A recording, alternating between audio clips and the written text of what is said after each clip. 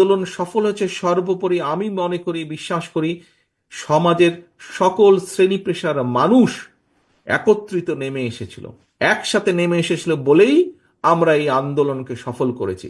তার মানে স্বৈরাচারকে বিদায় করেছে যেরকম সকলে মিলে একত্রিত ভাবে, স্বৈরাচারকে খেদিয়ে দিয়েছে, বিদায় করেছে, বাধ্য করেছে পালিয়ে যেতে সকলের মিলিত প্রচেষ্টায়, লক্ষ কোটি মানুষের মিলিত প্রচেষ্টায়।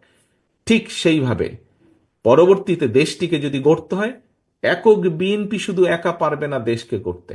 দেশকে গড়তে হলে, পুনর্গঠন করতে হলে আমাদের জাতিকে ঐক্যবদ্ধ করতে হবে, দলমত নির্বিশেষে মানুষকে ঐক্যবদ্ধ করতে হবে। যেভাবে আন্দোলনের সময় জুলাই আগস্ট মাসে যেভাবে দলমত নির্বিশেষে সবাই রাজপথে নেমে এসেছিলেন, ঠিক সেভাবেই আমাদেরকে দেশকে আবার পুনর্গঠন করতে হবে। প্রিয় সহকর্মীবৃন্দ, যদি আমাদেরকে সকলকে ঐক্যবদ্ধভাবে পুনর্গঠন করতে হয়, তাহলে এখানে সবচাইতে বড় ভূমিকা পালন করতে হবে আপনাদেরকে, অর্থাৎ বিএনপিকে পালন করতে হবে। কথায় কথায় অনেকেই বলে থাকেন, যারা বিএনপি করি আমরা তারা তো বলি, বিএনপি করেন না, সমর্থন করেন অথবা কম বেশি নিউট্রাল লোক, সবাই একটি কথা বলে, সবাই একটি কথা বলেন যে দেশে এই মুহূর্তে রাজনৈতিক দল হিসেবে বিএনপি সবচেয়ে বড় দল। কাজেই বিএনপিরই সম্ভাবনা, মানুষের আস্থা, যেই আস্থাটা যে এনজয় করে মানুষ, বিএনপি এনজয় করে, সেটি সবচেয়ে বড় সম্ভাবনা বিএনপি। কাজেই প্রিয় সহকর্মীবৃন্দ, এই যে মানুষের আস্থা, বিএনপির সামনে যে সবচেয়ে বড় সম্ভাবনা, এটিকে সফল করা সম্ভব একমাত্র আমরা যদি দেশকে ঐক্যবদ্ধ করতে পারি, সকল মানুষকে ঐক্যবদ্ধ করতে পারি। হ্যাঁ, বিভিন্ন জনের বিভিন্ন মতামত থাকতেই পারে। আমাদের এই 31 দফার পেছনেও কিন্তু অ্যাড্রেস দেওয়া আছে যে 31 দফাই শেষ না, এটি কোনো ধর্মীয় গ্রন্থ না যে এটিকে কোনো পরিবর্তন করা যাবে না। অবশ্যই করা যাবে, অবশ্যই এখানে নতুন জিনিস ইনক্লুড করা যাবে।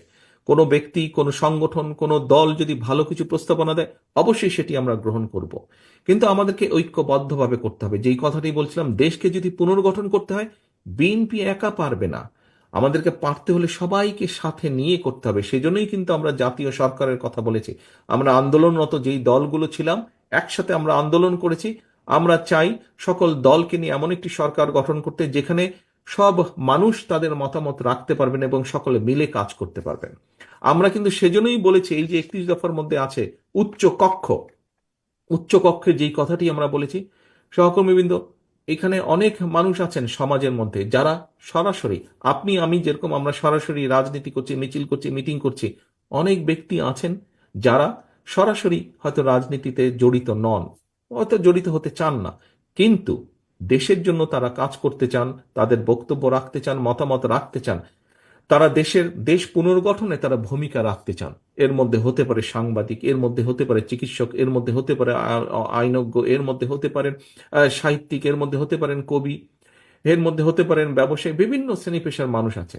সেই জন্যই আমরা উচ্চকক্ষ বলেছি, যাতে এইরকম যারা আছেন তাদেরকে আমরা ওই উচ্চকক্ষে স্থান দিতে পারি, তাদের মতামত নিতে পারি, জানতে পারি, তারা ভূমিকা রাখতে পারেন। অর্থাৎ লক্ষ্য এবং উদ্দেশ্য, স্বৈরাচার যেরকম, পলাতক স্বৈরাচার যেরকম ক্ষমতায় টিকে থাকার জন্য সব জায়গায় বিভেদ তৈরি করেছিল, সব জায়গায় বিভেদ তৈরি করে সমাজের ব্যালেন্স, দেশের ব্যালেন্সটাকে নষ্ট করে দিয়েছিল।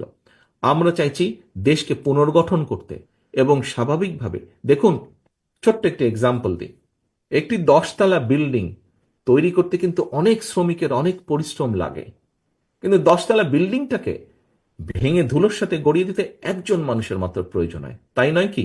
খুব স্বাভাবিকভাবে যে কোনো জিনিস ভেঙে দিতে একজন মানুষের প্রয়োজন হয়, কিন্তু গড়ে তুলতে কিন্তু বহু মানুষের পরিশ্রম লাগে। কাজে প্রিয় সহকর্মীবৃন্দ, আমরা যত যাই বলি না কেন, 31 দফার আলোকে অবশ্যই আমরা দেশকে পুনর্গঠন করতে চাই, কিন্তু এই দেশকে পুনর্গঠন করতে হলে সকলকে ঐক্যবদ্ধ করতে হবে।